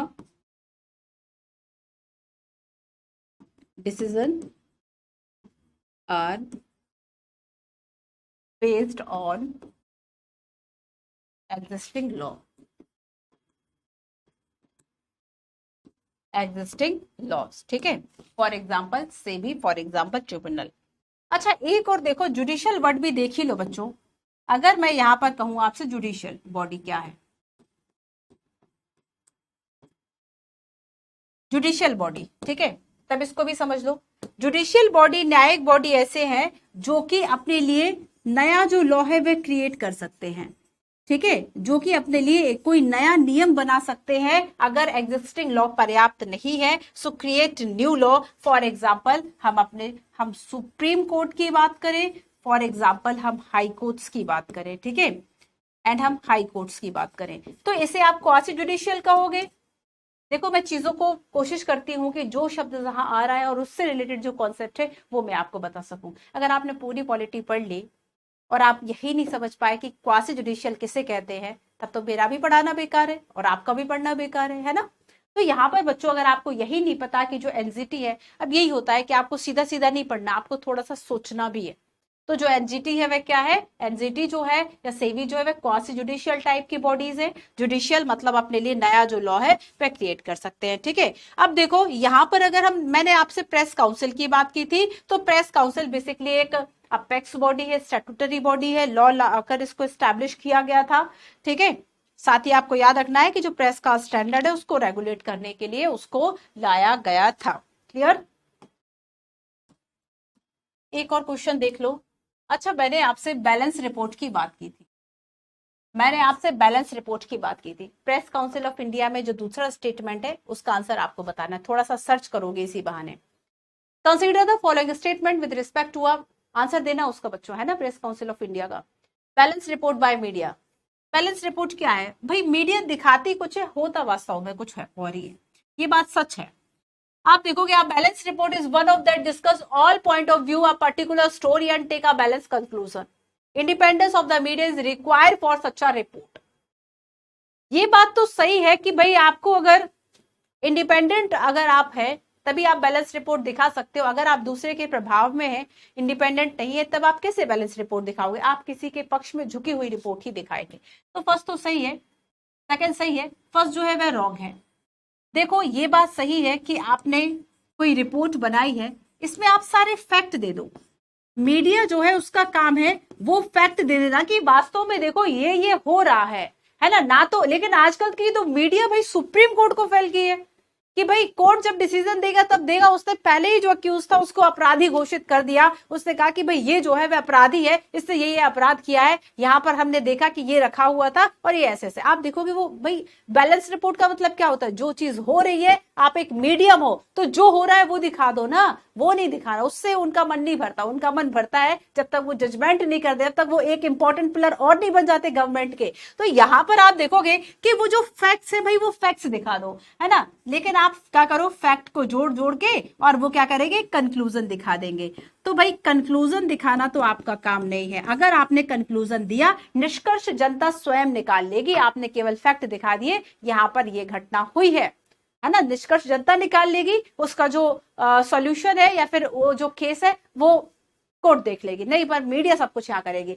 कभी कभी अच्छा भी होता है, कभी कभी बुरा भी ये साबित हो सकता है ना। तो यहाँ पर सेकंड सही है, फर्स्ट रॉन्ग है। किसी पर्टिकुलर स्टोरी के पॉइंट ऑफ व्यू बता दो बट कंक्लूजन मत दो, कंक्लूजन देना आपका काम नहीं है। आपसे पूछा था करेक्ट स्टेटमेंट जो है वह कौन सा है, आंसर है ऑप्शन नंबर बी, केवल दूसरा। तो अब हमारा मीडिया में एक जो इंपॉर्टेंट टॉपिक बचता है वो क्या है, वो है सेंसरशिप और वो है मीडिया हाउसेस के द्वारा, मीडिया कॉर्पोरेट हाउसेस के द्वारा मीडिया को कंट्रोल किया जाना। Consider the following statement about censorship done by the government in India. Censorship का मतलब होता है एक प्रतिबंध लगा देना, किसी चीज को रोक देना। जैसे कि मान लीजिए किसी गाने में कोई लिरिक्स को काट देना, किसी मूवी में किसी पर्टिकुलर सीन को प्रतिबंधित कर देना, वो सीन नहीं दिखाया जाएगा। बट अनकट सीन भी आपको वाइट यूट्यूब वगैरह पर देखने को मिल जाते हैं। तो यहां पर देखो, government can prevent a news item from being shared with the large public using the official secret acts 1923। सरकारी गोपनीयता अधिनियम 1923 का उपयोग करके सरकार किसी समाचार को बड़ी जनता के साथ साझा करने से रोकती, यही तो सेंसरशिप है। The government doesn't really sensor the media coverage of news, है ना, सरकार वास्तव में मीडिया के समाचारों के कवरेज को सेंसर नहीं करती है। तो यहां पर देखो सेंसरशिप एक इम्पॉर्टेंट एक जो रोल है वह प्ले करते हैं। जैसे कि अगर हम मीडिया की सेंसरशिप की बात करें,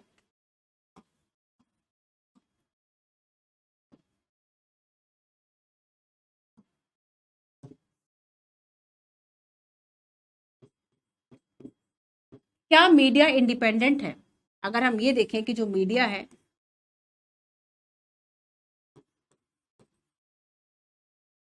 इंडिपेंडेंट है, स्वतंत्र है, इसको हम समझते हैं। ठीक है, देखो, मीडिया स्वतंत्र तब होती जब वह अपने अकॉर्डिंगली जो न्यूज है वह दिखाती, जो उसको इंपॉर्टेंट लग रहा है वह न्यूज दिखाती। लेकिन वर्तमान में जो रियलिटी है वह क्या है? मीडिया की रियलिटी है, the reality is that the media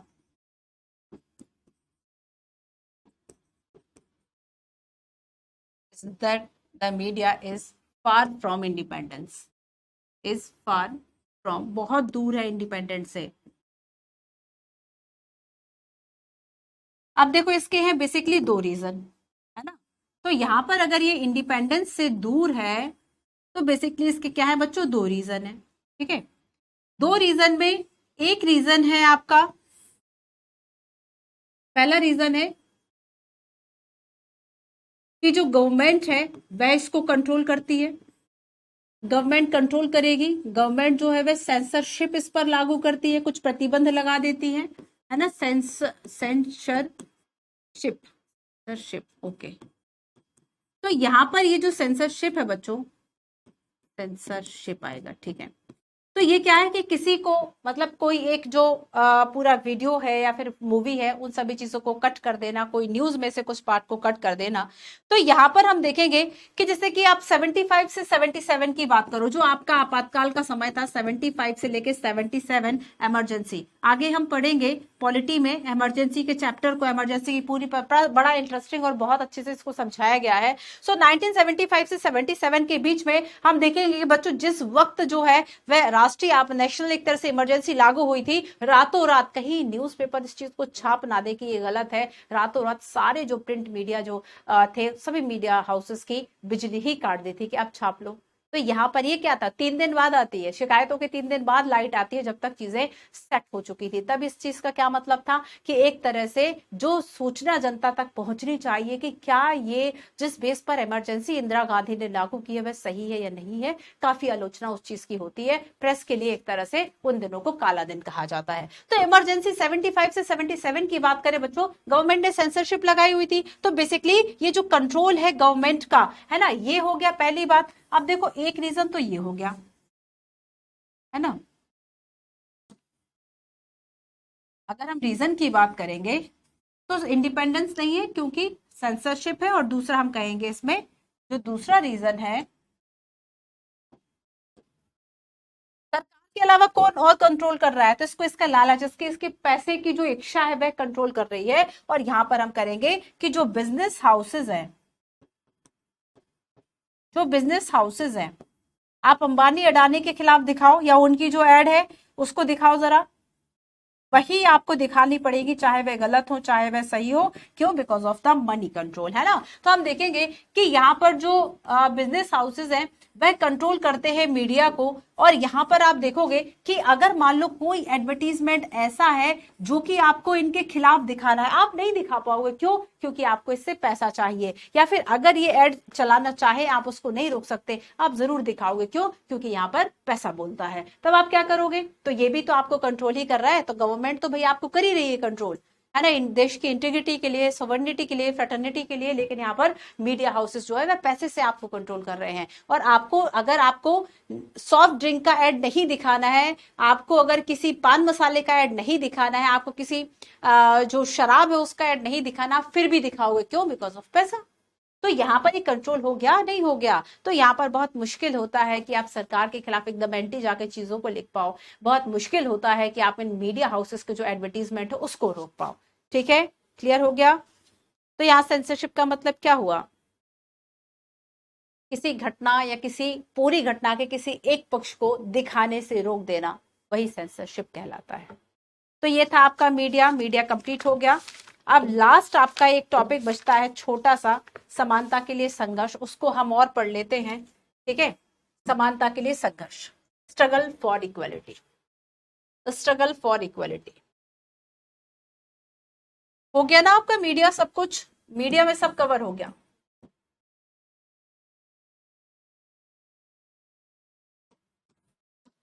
ठीक है, चलो अब लास्ट टॉपिक है हमारा, जो कि है struggle for equality.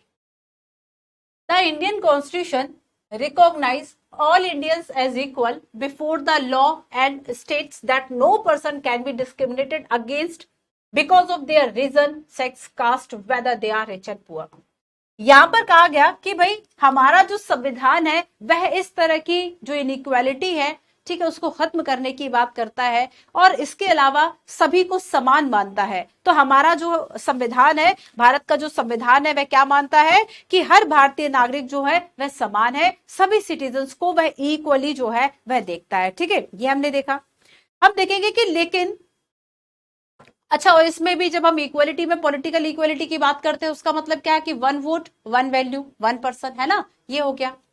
Factors why people are treated unequally India. देखो अगर हम ये देखें, सरकार लाख कोशिश कर ले पर क्या अनइक्वलिटी जो है वह खत्म हो गई? नहीं हुई, है ना। क्यों नहीं खत्म हुई? अनइक्वलिटी क्यों खत्म नहीं हुई?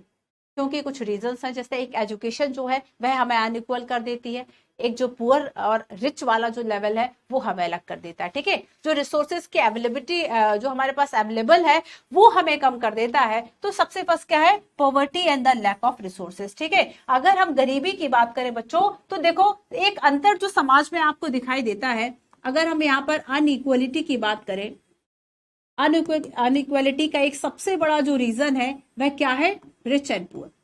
तो गरीबी की जब हम बात करेंगे तो ये एक बहुत बड़ा रीजन आप को समझ में आता है। और याद रखना कि जो आपका सस्टेनेबल डेवलपमेंट गोल का पहला ही गोल है SDG 1, ये गोल कहता है नो पॉवर्टी। हम इसके लिए प्रयास कर रहे हैं कि गरीबी को खत्म किया जा सके। ठीक है, और दूसरा हम देखेंगे बच्चों कि ये जो अनइक्वलिटी वर्ड है ना, इस अनइक्वलिटी को जानते हैं कौन से SDG में? SDG 10, जो आपका कल मैंने SDG आपको बताया था, UNDP के 17 गोल हैं जो हमें अचीव करने हैं। जैसे कि हमने कल क्वालिटी एजुकेशन, जेंडर इक्वालिटी की बात की थी, आज हम इनइक्वालिटी और पुअरनेस की बात कर रहे हैं। तो SDG 10 कहता है रिड्यूस इनइक्वालिटी, रिड्यूस इनइक्वालिटी मतलब असमानता को कम किया जाए, असमानता को कम किया जाए, रिड्यूस किया जाए, ये SDG 10 है। और 1 क्या है? No poverty. हम इसके लिए प्रयास कर रहे हैं, है ना। तो जब कभी आपको लिखना हो स्ट्रगल्स फॉर इक्वलिटी या फिर इसका आंसर लिखना हो, तब आप SDG 1 और SDG 10 को जरूर इसमें ऐड करें।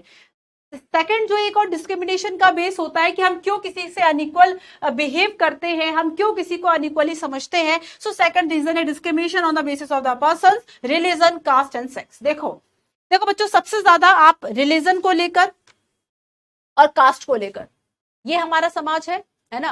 कल हमने जेंडर बायस्ड होना देखा था कि अगर लड़की है, हवाई जहाज उड़ाना लड़कों का काम है, लड़कियां चूंकि टेक्नोलॉजी में उतना अच्छी नहीं होती, अच्छा जैसे पापा की परी होती है ना। एक तो मैं स्कूटी चला के आ रही थी, जबकि गलती किसी और की थी, तभी वो पापा की परी बोल के निकल गया। मन तो किया कि भाई उसको समझाए, फिर सोचा छोड़ो। तो यहाँ पर ये जो पापा की परी वाला कॉन्सेप्ट था, आप कुछ क्या कर रहे हैं, आप बच्चों जेंडर डिस्क्रिमिनेशन, मतलब एक तरीके आपने एक आधार बना, लड़कियों को ड्राइविंग नहीं आती। ठीक है, तो ये क्या, ये एक तरह से जेंडर रोल नहीं हो गया? क्यों? क्योंकि ये काम तो भाई पुरुषों के लिए निर्धारित है और इससे ये सोशल वैल्यूज से जुड़ता है। जब आपने बायोलॉजिकल ट्रेट्स को सोशल वैल्यूज के साथ जोड़ दिया, तभी तो ये मस्कुलिन फेमिनाइन, है ना, स्त्री पुरुष वाला जो कॉन्सेप्ट है, तभी से तो ये आ गया। तो यहाँ पर हमने देखा कि डिस्क्रिमिनेशन का एक आधार ये हो सकता है कि धर्म, अगर वह कोई हिंदू मुस्लिम वाला है, ठीक है, अगर वह मुस्लिम फैमिली है तो वह हिंदू फैमिली को पसंद नहीं करेगी, और हिंदू फैमिली है तो वह मुस्लिम फैमिली को मान लीजिए रेंट पे मकान नहीं देती है। तो यहाँ पर ये क्या हो गया? अब दूसरा कास्ट की हम बात करें, आज भी हमारे कास्ट देखकर ही शादियां की जाती हैं। ठीक है, और फिर उसके बाद अगर हम जेंडर बेस्ड पर बात करें तो डेफिनेटली वो तो आपको दिखता ही है कॉन्सेप्ट। तो यहाँ पर ये कुछ ऐसे आधार होते हैं जब हम अनइक्वली एक दूसरे को ट्रीट कर रहे होते हैं, और उसके लिए सरकार काफी प्रयास कर रही है कि इनको ठीक किया जाए। हमारा संविधान कहता है भाई, तो हम देखेंगे article 14 and 15, article 14 and 15, article 14 and 15। ठीक है, struggle for equality. In India, there are several struggles in which people have come together to fight and variety of issues, है ना. बहुत सारे ऐसे अलग अलग तरीके के मुद्दे हैं जिनको लेकर लोग सामने आए, उन्होंने संघर्ष किया. Some of the famous struggle are women's movement to raise issue to equality, है ना. जैसे एक तवा मत्स्य संघ है एमपी का, या फिर बीडी वर्कर्स है, फिशर फॉल्क है, एग्रीकल्चर लेबरर्स है, स्लम ड्वेलर्स है. Each group is struggling for justice in its own way. वो अपने तरीके से क्या कर रहे हैं, स्ट्रगल कर रहे हैं इक्वालिटी के लिए. ठीक है, इक्वालिटी के लिए क्या कर रहे हैं, स्ट्रगल कर रहे हैं. अच्छा देखो,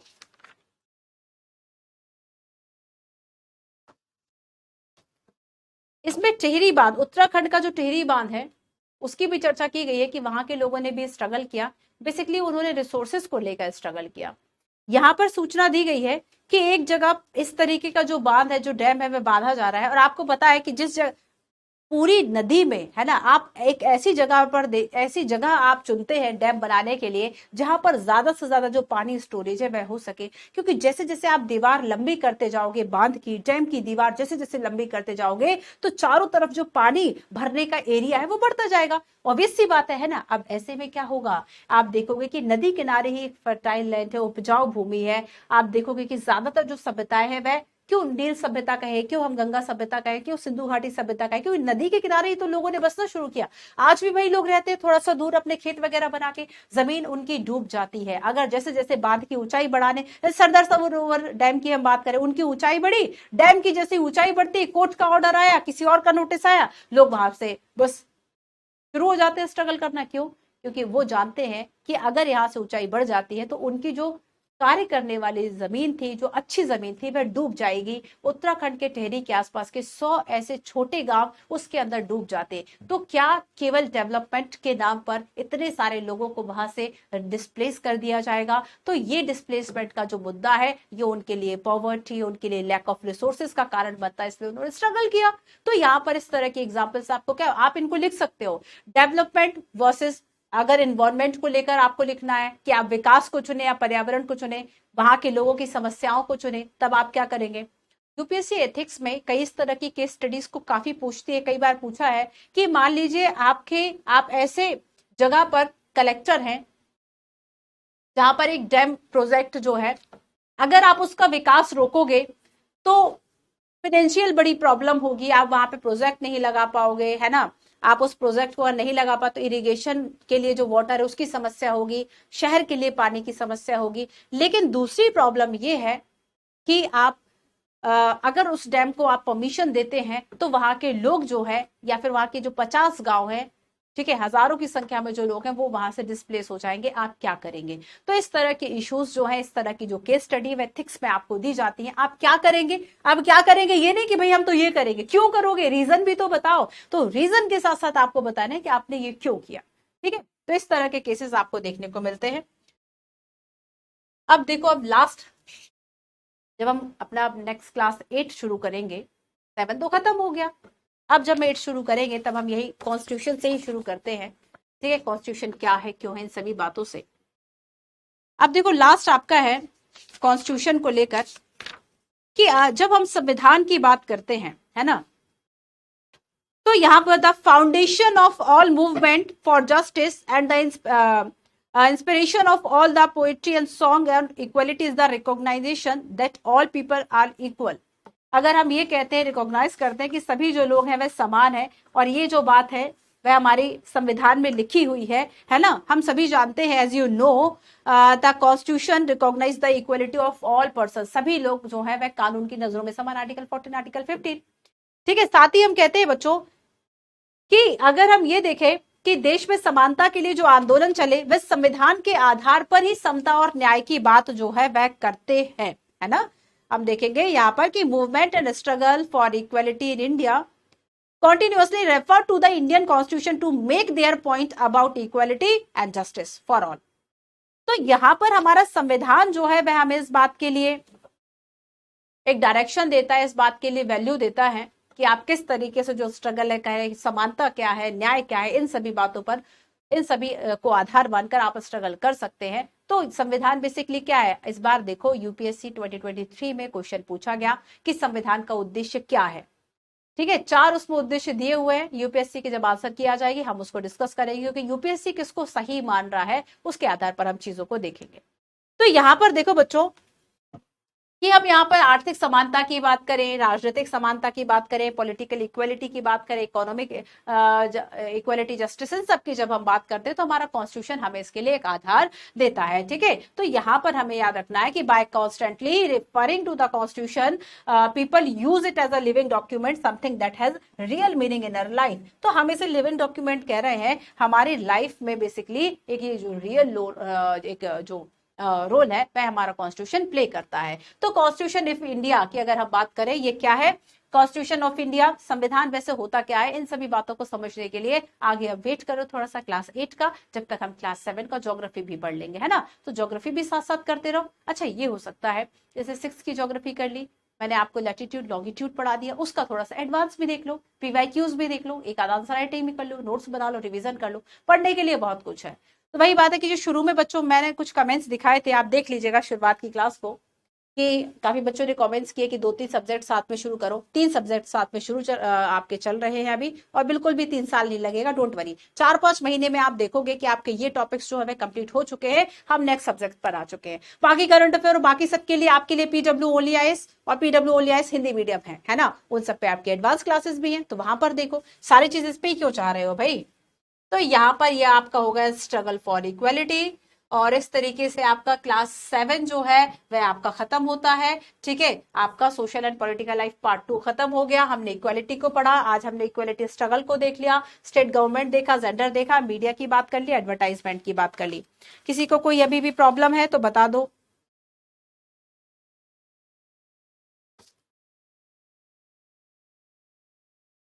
ठीक है,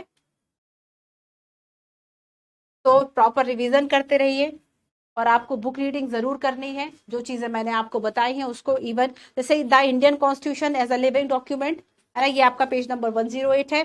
इस पैराग्राफ को टिक कर लो, ये आपको 1 से 2 बार पढ़ना है क्योंकि ये इंपॉर्टेंट है। इसके अलावा देखो, स्ट्रगल फॉर इक्वलिटी, जहां से आपका चैप्टर 9 शुरू, ये जस्ट हो रहा है 103। इस पेज के जो शुरुआत के 3 पैराग्राफ है ये आपको रीडिंग करने हैं। और देखो यहाँ पर सस्टेनेबल डेवलपमेंट गोल भी लिखा है, नो पॉवर्टी। नो पॉवर्टी के बारे में थोड़ा सा पढ़ने की कोशिश करना, गूगल पे सर्च करना। तो हमें क्यों यूज करना है सोशल मीडिया का? एजुकेशन के लिए, है ना, एजुकेशन के लिए यूज करना है।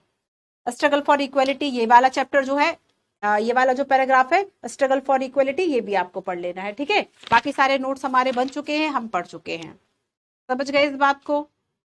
और जो अंडरस्टैंडिंग मीडिया है ये मैंने आपको लिखवा दिया, इसके सारे नोट्स बना दिए, नहीं भी पढ़ोगे तो चल जाएगा। जो मैंने बताया है वो मोर देन इनफ है, और वो बेसिक से लेके एडवांस तक भी जाता है।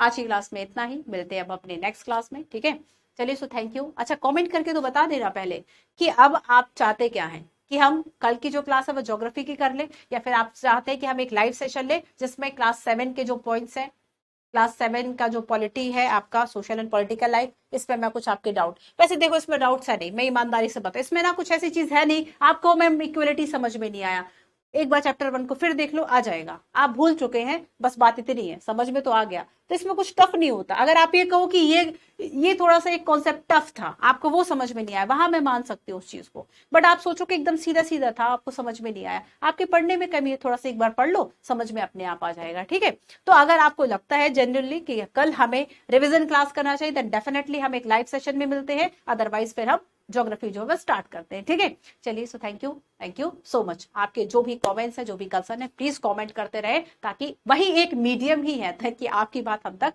कैसे पहुंचेगी। चलिए बच्चों, मिलते हैं नेक्स्ट क्लास में। Thank you so much.